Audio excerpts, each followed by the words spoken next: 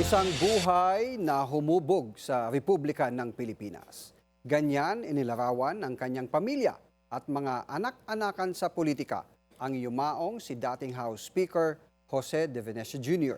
Balikan natin ang kanyang karera. Pumanaw na si dating House Speaker Jose De Venecia Jr. sa edad na 89. Kinumpirma yan ng kanyang pamilya ngayong araw.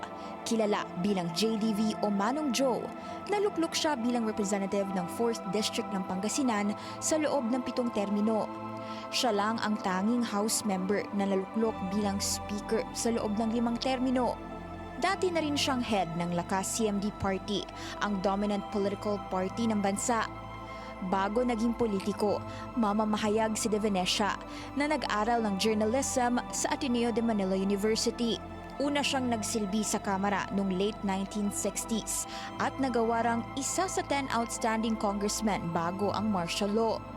Tumakbo siya bilang Pangulo noong 1998 pero natalo kay dating Pangulong Joseph Estrada. Matindi ang pagdadalamhati ni Senador Loren Legarda sa pagpanaw ni Manong Joe.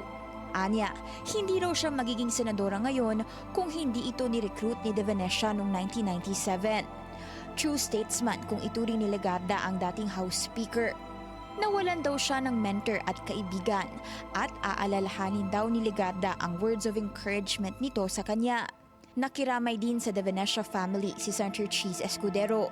Nung siya ang Senate President, ipinasa ang isang Senate resolution para i-honor ang buhay at legasiya ni De Venecia.